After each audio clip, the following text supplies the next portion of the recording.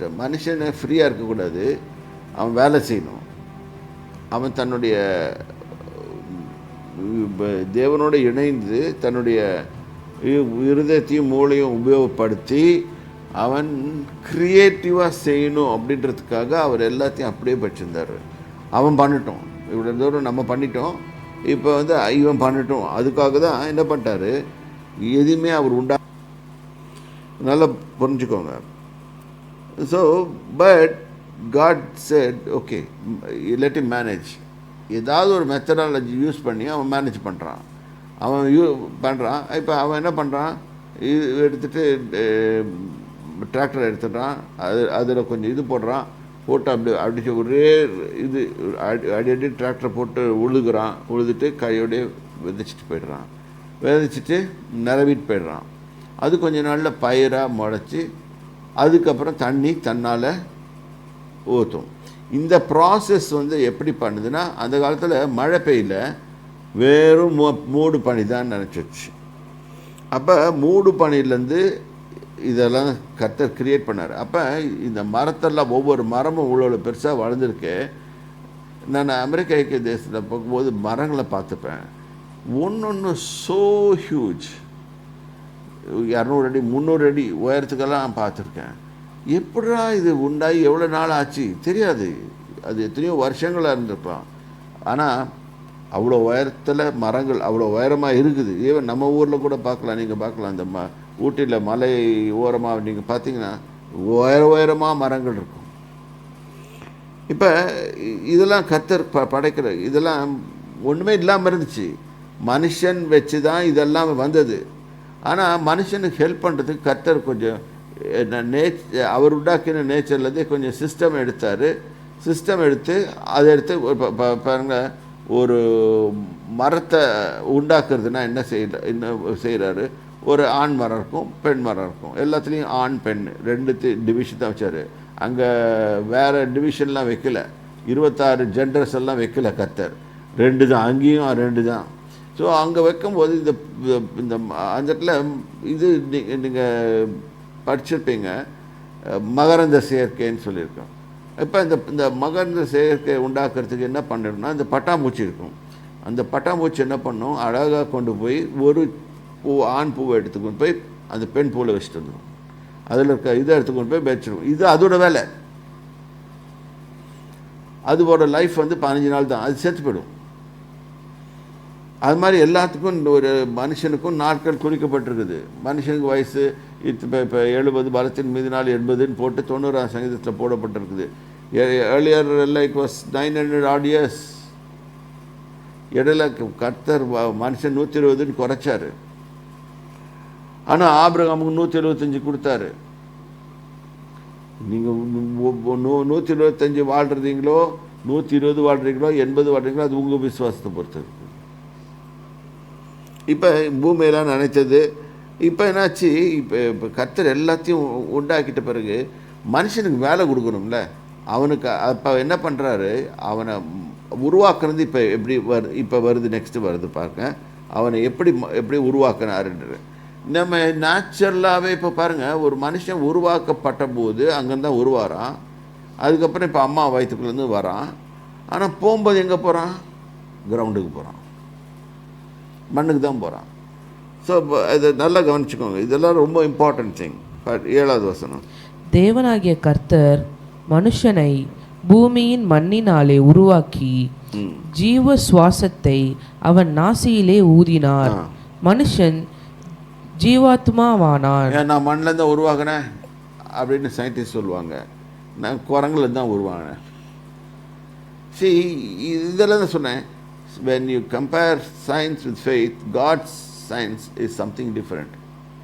அவரால் எதையும் எப்படி செய்ய முடியும். அவர் மனுஷனுக்குள்ளே ஒரு ஆத்மா வச்சார், ஆனால் அவன் சரீரத்தை மண்ணில் தான் உருவாக்குனார். அதனால தான் செத்த பிறகு நம்மளால் வைக்க முடியாது, ஒன்று எரிப்பானுங்க இல்லாட்டி புதைப்பானுங்க.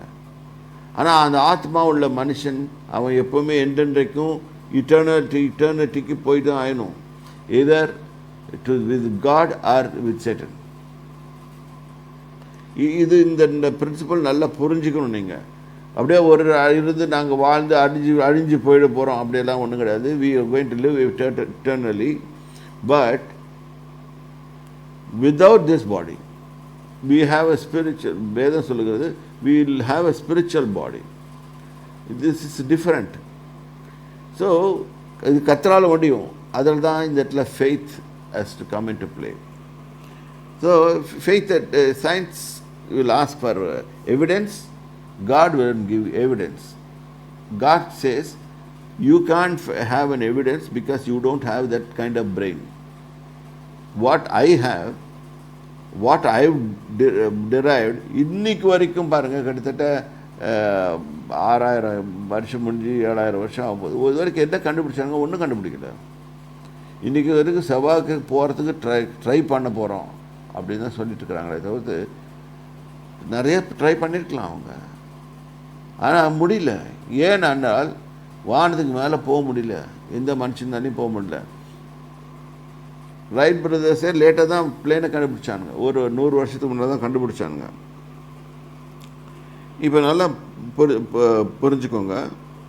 இப்போ மனுஷனை மண்ணினாலே, பூமியின் மண்ணினாலே, நல்லா பண்ணுங்க, பூமியின் மண்ணு தான், வேற மண்ணு கிடையாது, பூமியின் மண்ணினாலே உருவாக்கி ஜீவ சுவாசத்தை, தன்னுடைய சுவாசத்தை, அது ஜீவனுள்ள சுவாசம், அதை ஊறினார், அவன் ஜீவ ஆத்மாவானான். So we became a living soul.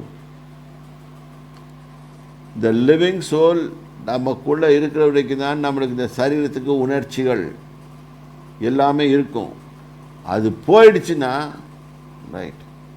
இப்போ ஒருத்தன் ஆக்சிடெண்ட்டில் அடிபட்டு சாவுறான், பாடி அங்கே தான் இருக்குது, என்னாச்சு? சோல் போயிடுச்சு.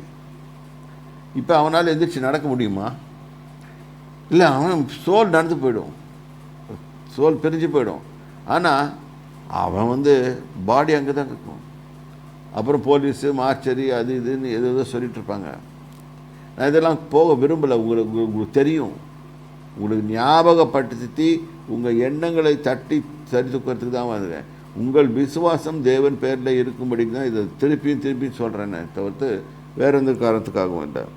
ஸோ அவன் நாசில ஊதினார், அவன் ஜீவ ஆத்மாவானான். நல்ல ஜீவாத்மாவானா ஒன்றும் புரியாது நம்மளுக்கு. ஜீவனுள்ள ஆத்மா உடையவன். Spirit is different. Spirit is from God. ஆனால் நம்மளுக்கு என்று ஒரு சோல்.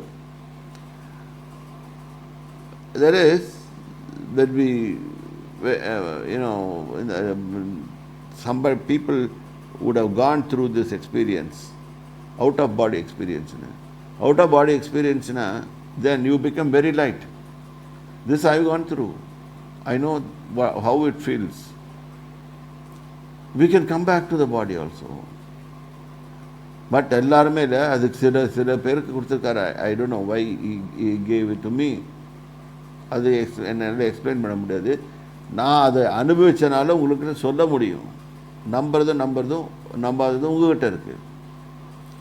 அதே மாதிரி தான் ஜீவாத்மான்றதும், ஜீவனுள்ள ஆத்மா. அந்த ஆத்மாவில் ஜீவன் போயிடுச்சுன்னா ஆத்மா கண்டு போயிடும். ஆத்மா cannot stay in this body. It will depart from this body and go. From where it came, it has to go. தன்னை கிரியேட்டர். இப்போ அவர் என்ன பிரித்து வச்சிருக்காரு? இயேசு கிறிஸ்துக்கு பிறகு பாரடைஸ் அண்ட் சியோல் 2 பிளேஸ்க்கு பிரித்து வச்சிருக்காரு. ஒன்று இங்கே போகும், இல்லாட்டி அங்கே போகும். ஜீவன் ஒண்டி அவர்கிட்ட போயிடும். ஸோ மனுஷன் இஸ் கம்போஸ்ட் ஆஃப் ஆவி, ஆத்மா, சரீரம். இது எங்கே இருக்குதுன்னு கேட்டிங்கன்னா 1 யோவான் 5ஆம் அதிகாரம் 8வது வசனம். பூலோகத்திலே சாட்சியிடுகிறவைகள் 3, ஆவி, ஜலம், இரத்தம் என்பவைகளே. இம்மூன்றும் ஒருமைப்பட்டிருக்கிறது. ஒன்றா தான் இருக்கிறான். ஒவ்வொருத்தருடைய ஆத்மா, ஒவ்வொருத்தருடைய ஆவி, ஒவ்வொருத்தருடைய ஜலம், ஜலத்திலேருந்து உருவாக்கப்பட்டது இந்த சரீரம். இன்றைக்கி நிறைய போர்ஷன் பிளட்டு. இந்த பிளட்டு இல்லைன்னா செத்து போயிடுவோம். யோசனை பண்ணி பாருங்க. இதெல்லாம் அவ்வளோ அழகாக உருவாக்குனாரே, ஏன் நம்மளுக்கு வியாதி வருது? அவர் சொல்கிறபடி கேட்கறதில்ல. தேவன் நியமித்த கட்டளைகளை நாம் செய்யறதில்ல. அதனால பிரச்சனைகள் உருவாகிறது. 10வது வரைக்கும் ஒருத்தருக்கு பொறாமை, போட்டி, இது சண்டை, வேதனைகள்,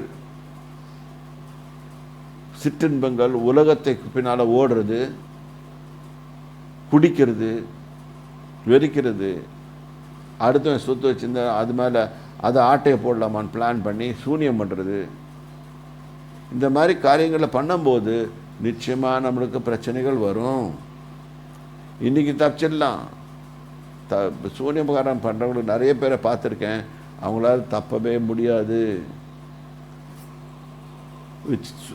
இது ஒரு பெரிய சயின்ஸுன்றாங்க. இப்போ இந்த காலத்தில் black magic is an art and science.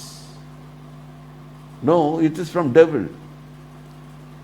God never introduced that system into the world. It was introduced by devil and his fallen angels. இதை பற்றி இன்னும் நாளைக்கு போக போக போக அதிகமாக படிச்சுக்கிட்டே போவோம்.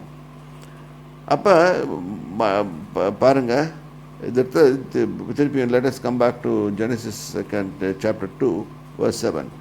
தேவனாகிய கர்த்தர் மனுஷனை பூமியின் மண்ணினாலே உருவாக்கி ஜீவ சுவாசத்தை அவன் நாசிலே ஊதினார்.